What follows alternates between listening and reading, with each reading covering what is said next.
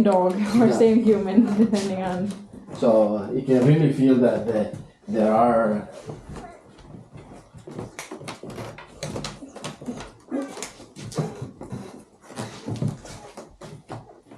Yeah, but that's the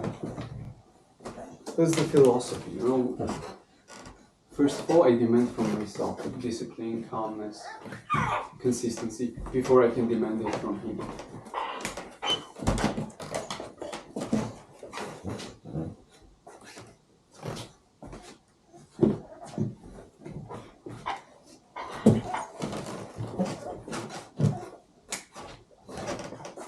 And just, you don't have to necessarily go so close to him. Just give a little bit distance. Make him walk away before you are on his face. So that he respects the space around you, not just the physically kind of pushing away. Yeah, exactly.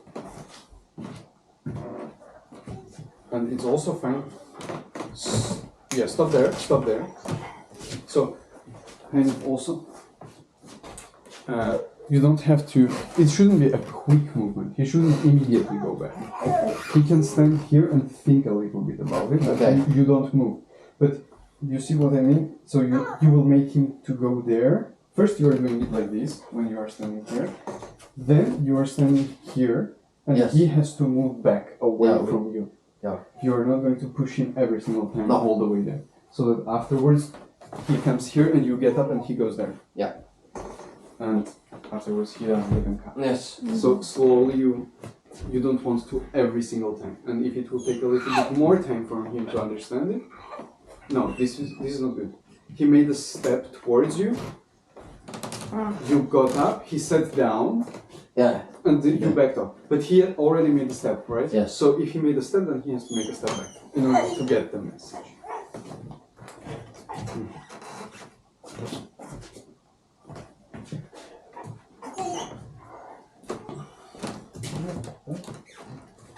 And the other dogs just do not exist. No.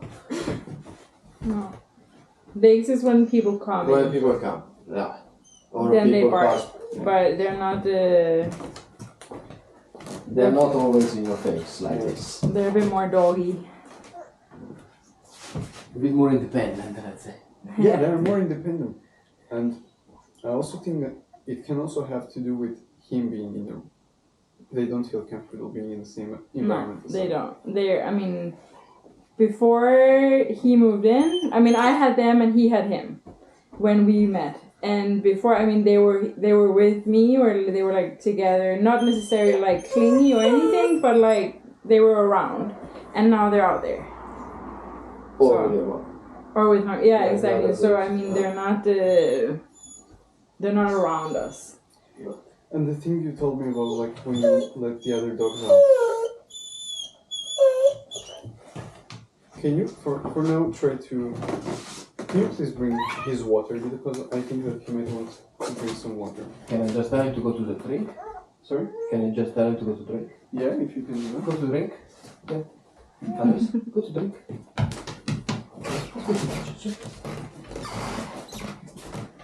Go to drink. When you let the other dogs out, Yeah. do you walk the other dogs? Yeah. No, either one. Because sometimes, because I can't walk him, when I'm alone with them during the day, I take him out first, then let him in, and then I take them out in the yard. Mm-hmm. And, But these small dogs, they go out only in the yard. No, they walk as well. Okay. And so you first take him out. Yeah, because they don't do anything. They're not comfortable in the yard when he's there as well. So they... Yeah. And then you take those dogs out? Yeah. And then he starts to walk? Yeah. Okay.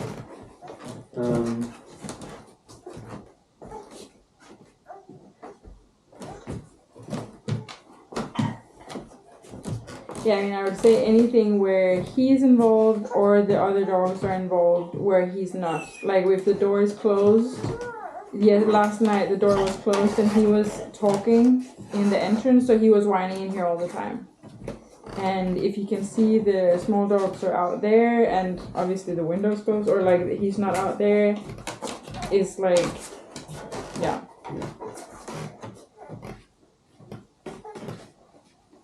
So in these situations where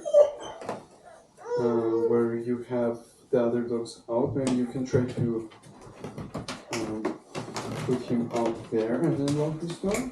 Yeah, I do now when I put him to sleep, because the whining is not good for the baby sleeping.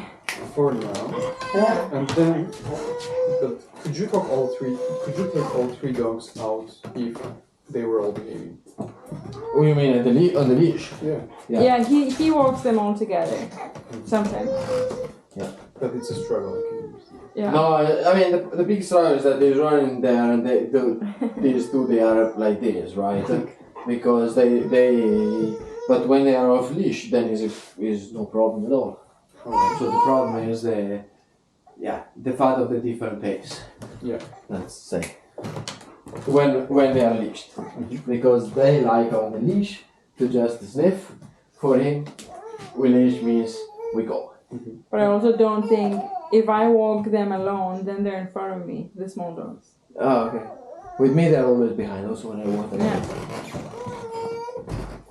So, But you also, if you walk with him, it's going to change their behavior. yeah, for sure. Yeah. If she walks just the small dog, Just the. they will be more likely to go in front. Okay. Is he castrated or No. anything like that? He's chemically castrated. Sure. So we got it about 6-7 months ago when he was coming.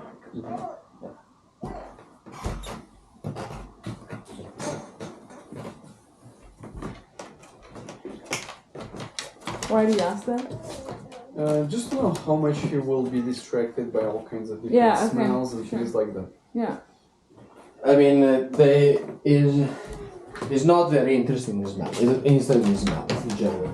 He likes movements. So it's the same with. I mean, he's not he's a kind of hunting breed that they go for birds and big animals. Not I mean, I had a beagle before, and they go for foxes, right? For they are more sight hunts. Yeah. So he likes movements. Any kind of movement is Just like my dog. But my dog. yeah, it's the same kind. Yeah, it's a very similar. But my dog, for example, he knows he cannot go after this. Rules are set. So even if I let him free, for example, in the city there are a lot of pigeons. Yeah.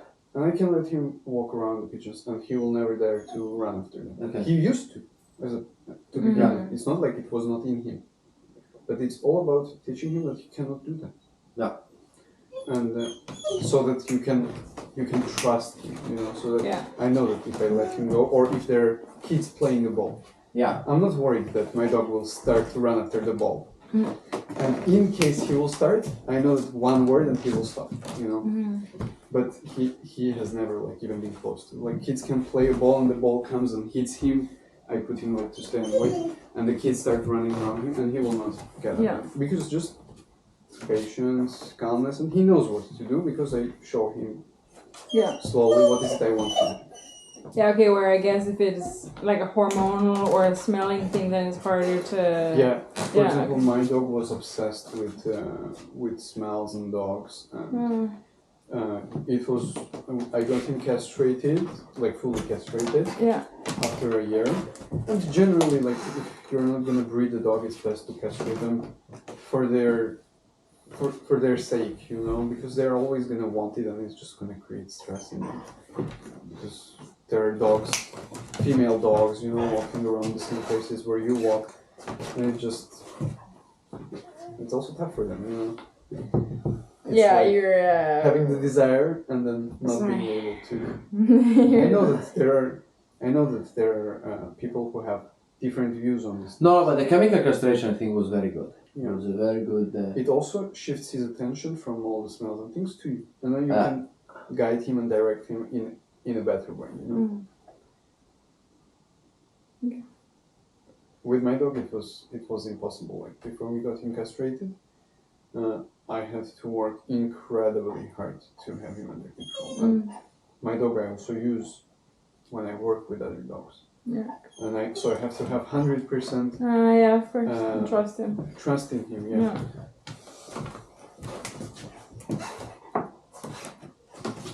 Ooh, but the chemical castration, I guess, is the same while it's working. Yeah, while it's working, it should be very Yeah. clear. Okay, good. Do you have any questions for me? No, I mean only if we. I mean, he's actually. Yeah, he's basically going to. Yeah. We can go out if you have a bit more time and I know. yeah, just take a look a bit at the walking part.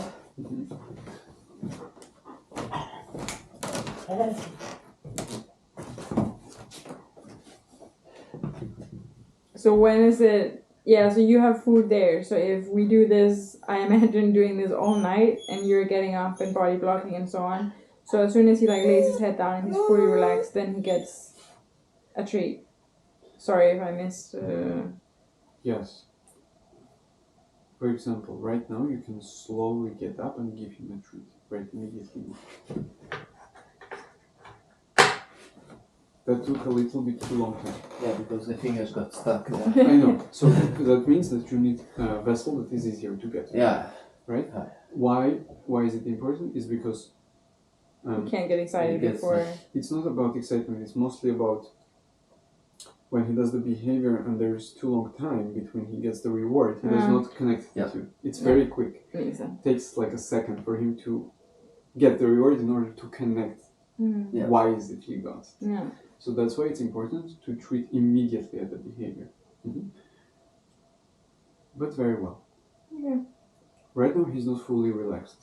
His ears are still a little bit Yeah. tense, and he's watching. But yes, we want to reward this kind of stay. Okay. Yeah, so that's the So, goal tonight, yeah. for example. Yeah, I can hear that there is a lot of problem at night. So he does it every time, and he goes there and stands. With him or with attention? No, or? it's actually not in the evening. It's in the evening is it basically is after we. Oh, you mean with the gate? No, it's just in general if he's anywhere and he feels like he's missing out. Yeah. And so then it's not I like guess about when you go to sleep. No. because he's in the crate. But in any way, we just go and sleep somewhere else. I would say that after 9 there is nothing because he knows that the day is over. So It's just during the day. If it's you will during go the day. there, then he will. Yeah. Okay. Yeah. So since the baby is sleeping there, of course, but next time we can just practice it. Yeah, but it's the same thing exactly. You just explain to him that you don't go and stand there and try to get in. Yeah. Okay. Yeah. But does it make sense then to have the gate closed at all at that point? So you can have the gate closed. That's fine, but Because I mean, then it would mean that he whines, so I have to open the gate, go back and push it instead. exactly. So it's going to take longer time, right, Yeah. for you to get out. But if the gate will be opened, and as soon he gets up, Yeah. and you can see if he's getting up, looking there to go there, or he's yes. looking to go. Then you have faster time to react, and he doesn't get to the gate Yeah. before you are out. So it's So better to have basically, it open when you are doing the exercise. So basically creating a mind gate rather than Exactly. It's going to work much better because then he will understand it. This gate doesn't teach him anything. It only physically restricts his body, but his brain is on the other side, for sure. and that creates anxiety. Right? Yeah. But only during exercise, like not when you're No, changing him or not. I something. mean, we know that the thing is that sometimes we just go and prepare something for. I mean, and the baby is there alone, and then it's something that you want to close because Just close it. Just because so then he you are doesn't sure. get there. But it's more when we are there that it's not necessary to. No. Okay. Clear? Yeah, you're gonna have buns of steel from getting off the couch so much. It will get less and less. In the beginning, it's going to be a lot, but he will quickly get it. But I think he's a very fast learner. I mean, in general. Yeah, every dog is. They're very smart. It's just nuances, you know. Yeah. Eye contact can just destroy everything. Yeah. So if you know these nuances, then they're very quick learners, and it doesn't matter how he has been living until today. And if you decide that now the rules are going to change, he's always ready to change. It's like not like people, you know, they do a certain thing and it's very difficult to change their ways. Dogs are not like that. They live in the moment. So if now this doesn't work, whining doesn't work, and patience works, then that's what he will do. How do we? When I'm alone with him, it's just it's not a big thing, I think. But when I'm alone with him, my main problems are that he will just stand right in front of me, like in the way. Like if I'm doing something, if I'm carrying him around, he's just right there. When you're carrying the baby? Yeah, or anything in general. If I'm just walking around out there, he will just be right in front of me, and I'm like not tripping over him because he's massive, but like I feel like I'm pushing him all the time. Yeah. And I guess that's basically doing the same, but he seems to think that it's not a corrective thing. It's just like, oh yeah, attention almost. Like, so when I'm pushing him, I get the impression depends on how you push him. So if you push him like slowly like this, and he's like... That's how frustrated I am. No, yeah, I mean, he moves just like the centimeters I ask for, he moves, and then he stands there instead. You can generally like walk into him. There is nothing wrong with it. Like when you're carrying the baby, just don't even look at him as if he's not there. Just walk. Yeah. Okay. Don't slow down. Yeah. He will realize that you're just gonna walk through him, you know. Yeah. And then he will start to respect your movement. And no words, I guess. Sorry? No words for him, no, I guess. No, not even eye contact. Okay. Because that's the thing, like he's kind of asking for attention, right? Yeah. So you give him zero attention. Yeah. In this way, you show him that if you do this thing, you're not gonna get the attention. No. So if he's standing, you just walk. As I would normally. As if he's not there. Yeah. Okay. You will just push him naturally with your body. Yeah. And it's fine, even if he like hits the wall a little bit and things like that. That's fine. Okay. As long as he doesn't hurt himself. And as long as you don't like step on him or anything. Yeah, sure. I think we make the mistake of verbalizing too much, like of talking too much, even bad stuff. But I think he hears his name a lot. Like you say that you think the baby's first word is going to be his name because he's calling him all the time. Like if we're sitting here and he's in the kitchen, like you can't see him, it's his name. It's fine. For constantly. Let him. Let's see what he's doing. Just let him. Sorry, I think it's a lot of verbal attention. Now you stop. Again, we let him try to do that again to get there. And then we show them, actually no.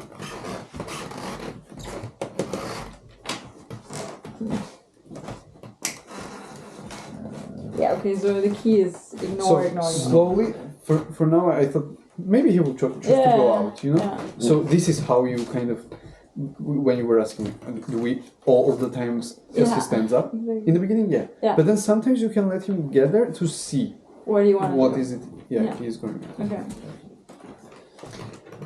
So yeah, back to the other question we had. The name. Yeah, sorry, the verbal. Generally, don't talk to him. Like, can you see that everything we did today is 0 words?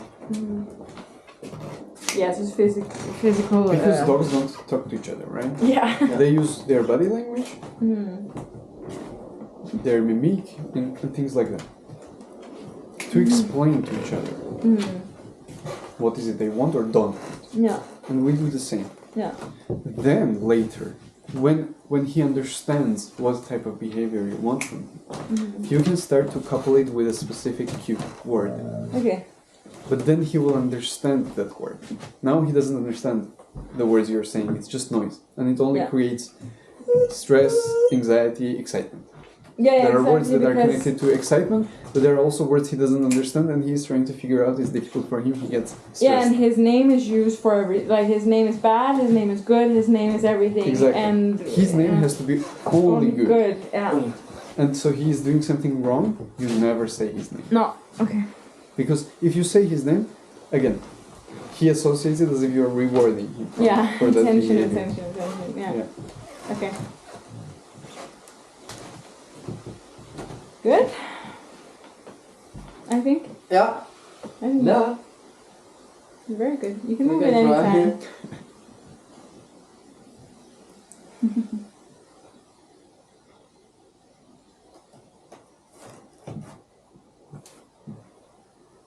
And when he gets better and better, so you slowly build it up. Okay? You start to provoke him more and more in order to solidify. Because if we're like sitting and like No, Waiting. yeah. it's not natural situation. No. We start there, but then we slowly build up. We start to specially provoke him to get up, and then we show him that you cannot get up in this situation. Right. So that when there are guests and a lot is going on, he knows that he has to just ignore all this noise and things and just relax. Well, I guess that will come natural with that one start moving a bit around. Yeah, Also, probably. one thing I thought about. Do you just generally not want the baby to interact with him while he's too small? No, I want him to, or sorry. Yeah, okay, I want him to interact with him, but in a like controlled way. Like it makes me slightly nervous that he doesn't adjust his behavior around him at all. Where like the small dogs, they sort of immediately, when we brought him home, it was like, that's a bit weird, not necessarily very interesting, and you can see that they sort of move differently. Whereas he is very much just the same. Like that could be a big guy, could be a small. I mean, that's just another human. We jump over and we're the same dog no matter what, and that makes me so nervous because he can't. He has to have respect, right? Just like we are teaching him respect to the baby, he has to have even more respect because baby is fragile, right? But you want. I for sure want them to interact and know each other, just not like so much licking and it gets to, like a bit obsessive. Yeah. Like not with me, but when he's holding him, he's like he wants to lick him and he wants to all of this. But exactly the same thing we're gonna do with the baby. We can introduce him to the baby and show him the rules around the baby. Yeah.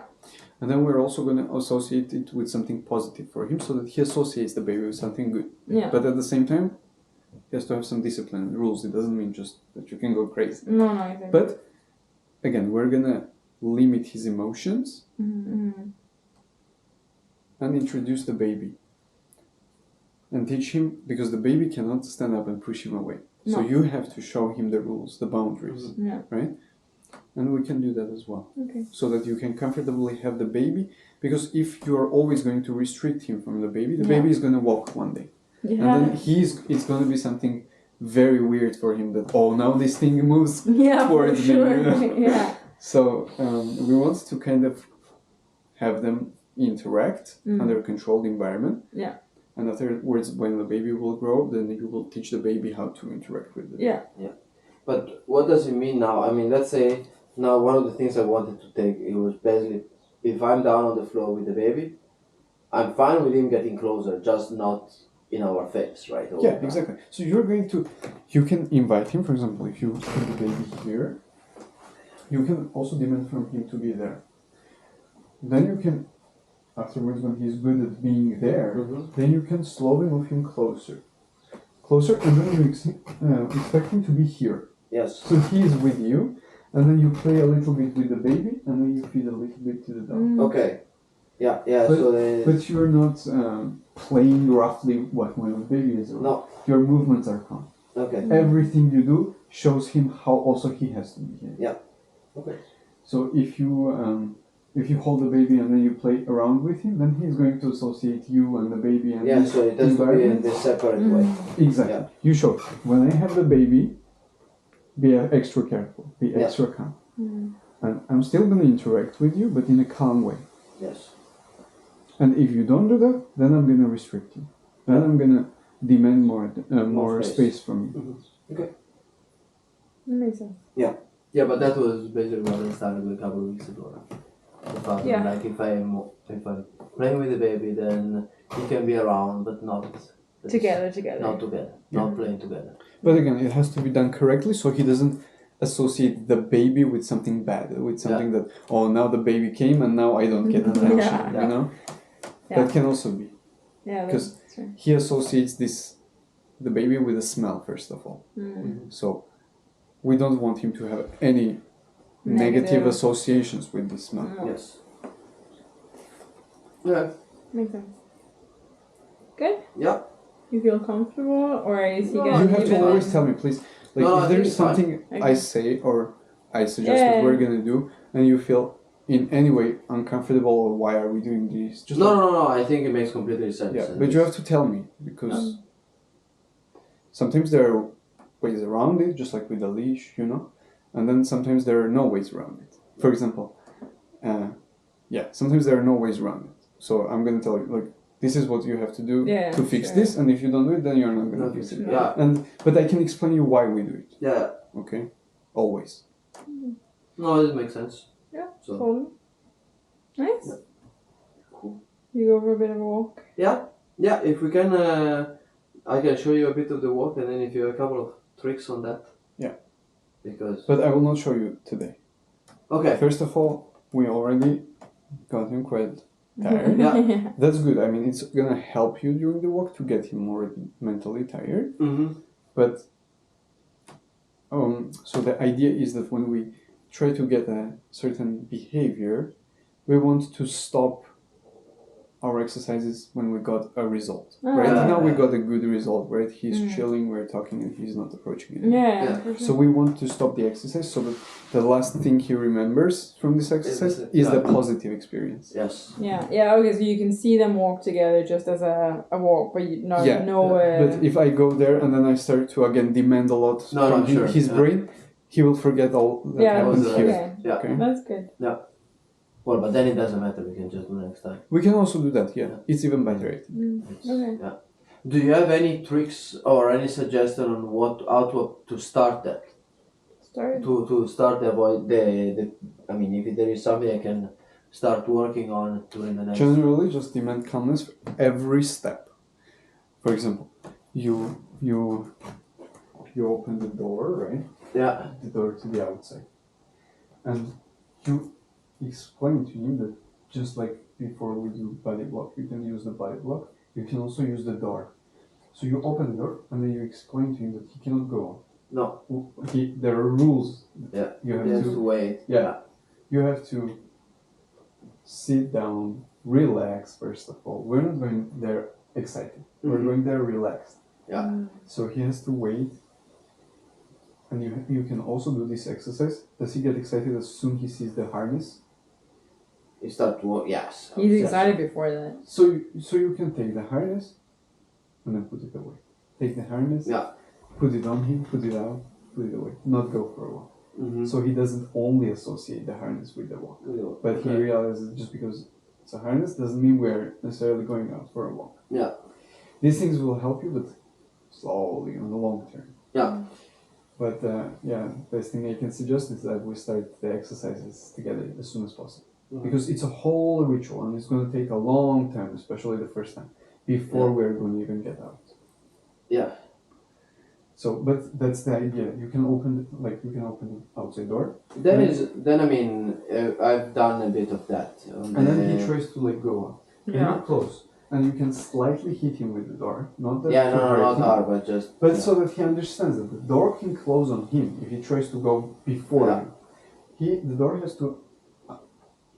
The goal is to have the door open, him sitting or laying and waiting, and looking at you for a direction, not staring there and waiting until you say go, and then he will shoot out. Yeah, like with the food. Yeah.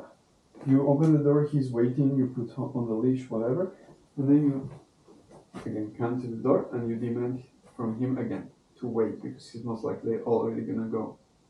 So you're demanding him to wait and to wait for you, not just to wait. No. But you're at every step you explain to him that I am leading this walk. And there are rules and terms. So if you want to go for a walk, then you have to get the rules.